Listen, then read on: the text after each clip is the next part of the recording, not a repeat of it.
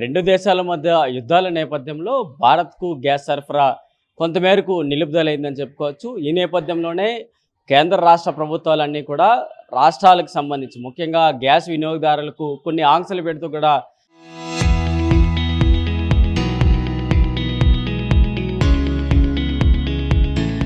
Gas అయితే పంపిణీ చేస్తున్నారు. ప్రస్తుతానికి ఎమర్జెన్సీ కోటాలో గృహాలకు, స్కూల్స్కు అలాగే హాస్పిటల్స్ మాత్రమే గ్యాస్ సరఫరా చేస్తున్నారు. ఇంకా పీజీ హాస్టల్స్ కావచ్చు, మిగతా హోటల్స్కి గ్యాస్ నిలుపుదల అయితే జరుగుతోంది. సో ఇలాంటి నేపథ్యంలోనే హైదరాబాద్ నగరంలో హోటల్ మేనేజ్మెంట్స్ అలాగే పీజీస్ అన్నీ కూడా కొంతమేరకు గ్యాస్కి సంబంధించి ఇంత మేరకు తగ్గుదల ఉన్న నేపథ్యంలో ఐటీ కారిడార్ హాస్టల్స్ అసోసియేషన్ అంతా మీటింగ్ ఏర్పాటు చేసుకుంటూ సో మొత్తం మెనూలో పూర్తిగా మార్పులు అయితే తీసుకొచ్చారని చెప్పుకోవాలి.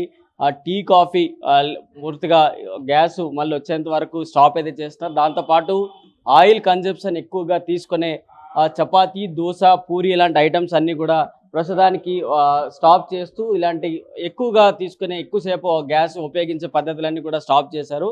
సో ఎలా ఉంటుంది గతంలో షెడ్యూల్స్ ఉండే మెనూ ఎలా ఉండేది, ఇప్పుడు ఏ విధంగా ఉందని చెప్పి?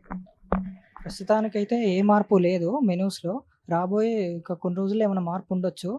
దీనికి ఆల్టర్‌నేట్‌గా గవర్నమెంట్ ఏదన్నా తీసుకుంటే బావుంటదని ఆలోచిస్తాం. ఇలా చేయడం అనేది కరెక్ట్ కాదు. ఎందుకంటే అన్ని చోట్ల ఒకేలాగా ఉండవు కదా! ఆల్టర్‌నేట్‌గా గవర్నమెంట్ కూడా ఏదన్నా తీసుకుంటే బావుండని ఆలోచిస్తున్నాను. ఓకే. అంటే మీరు ఇంతెంత పే చేసుకుంటూ హాస్టల్స్లో ఉంటున్నారు. సో హాస్టల్స్ వాళ్ళకి కమర్షియల్ గ్యాస్తోనే ఇక్కడ రన్ చేయాలి. సో ఆ కమర్షియల్ గ్యాసే ఇప్పుడు స్టాప్ అయింది. సో నార్మల్గా హౌసెస్కి అయితే డెలివరీ అవుతున్నాయి, ఎల్పిజి గ్యాస్ అవుతుంది. సో ఇప్పుడు మీరు హాస్టల్స్ వాళ్ళు ఇంకేం చెప్తున్నారు? లేకపోతే ఇంక వర్క్ ఫ్రమ్ హోమ్ తీసుకుందాం అనుకుంటున్నాం. ఆల్టర్‌నేట్‌గా అయితే ఇక హాస్టల్స్ మెయింటైన్ చేయనప్పుడు అలా గ్యాసెస్ అవైలబుల్ లేనప్పుడు వర్క్ ఫ్రమ్ హోమ్ అయితే తీసుకుందామని చూస్తున్నాం అంతే. ఇప్పుడు ఒక్క నిమిషం. అంటే ఐటీ కారిడార్కి సంబంధించి ఐటీ వారందరికీ సో హాస్టల్స్లో ఏ విధంగా ఉండాలి మెన్యూ ఒకటి ఏర్పాటు చేశారు. చపాతీ, దోశ, పూరి, ఎక్కువగా ఆయిల్ కన్జంప్షన్తో పాటు మిగతా ఫుడ్ ఐటమ్స్ ఏమున్నాయో వాటన్నిటిని కూడా తగ్గించేశారు. సో మీకు ఈ మెనూలో ఏ విధంగా ఉంది, బ్రేక్ఫాస్ట్ ఏ విధంగా ఉంది, లంచ్ ఏ విధంగా ఉంది, డిన్నర్ ఏ విధంగా ఉంది?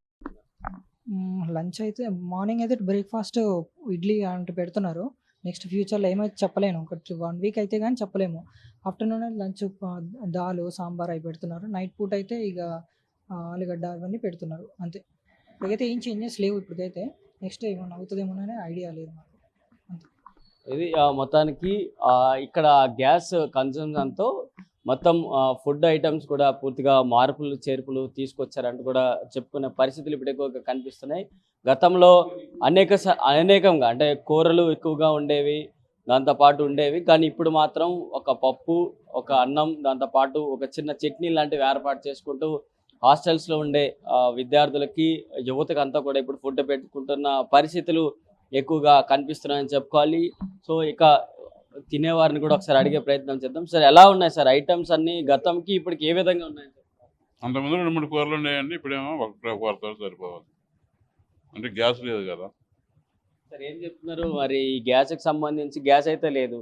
ఆ కట్టెల పొయ్యి మీద వండడాలు కావచ్చు, లేకపోతే ఎలక్ట్రికల్ స్టవ్స్ కావచ్చు, ఏమైనా ఉండి ఇలాంటి ఏర్పాట్లు ఏమైనా చేయమని చెప్తున్నారా? చెప్తున్నాడు. వాళ్ళు చూస్తున్నాం అంటున్నారు మరి. చూడాలి మరి.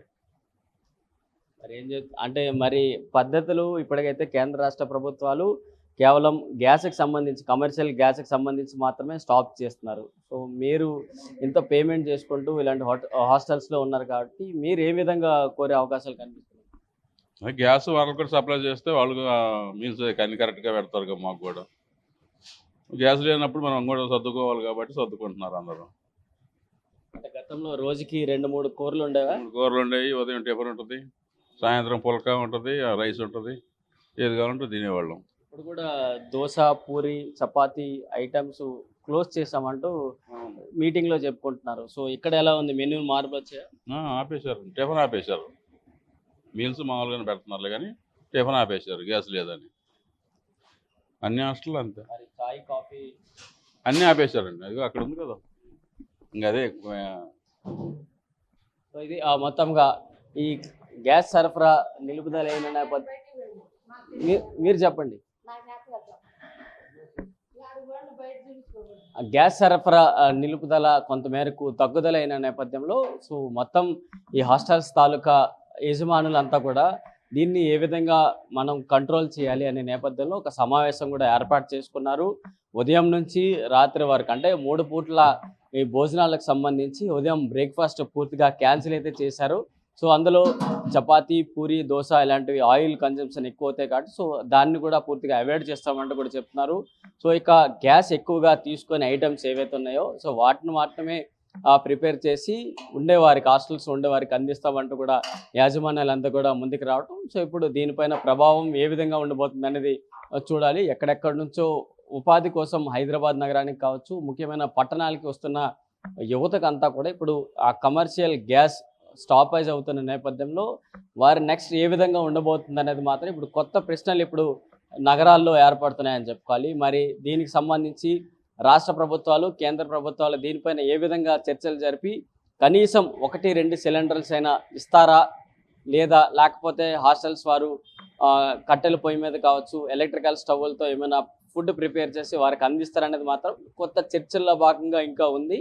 కొన్ని హాస్టల్స్ అయితే మాత్రం కట్టెల పొయ్యితో కూడా వంటలు వండి లోపల ఉన్న యువతకంతా కూడా అందిస్తూ కూడా వెళ్తున్న పరిస్థితులు ఇప్పుడు నగరంలో నెలకొన్నాయని చెప్పుకోవాలి. వీడియో జర్నలిస్ట్ వేణుతో ప్రశాంత్, RTV, హైదరాబాద్ నుంచి. చరిత్ర సృష్టించినోడు ఇప్పుడు ఆ చరిత్రని తిరగరాయబోతున్నాడు. అబద్ధాల గోడల్ని బద్దలు కొట్టి నిజాలను రాగా మీ ముందుంచబోతున్నాడు. నిజమైన వార్తల కోసం వెంటనే డౌన్లోడ్ చేసుకోండి రా యాప్ని.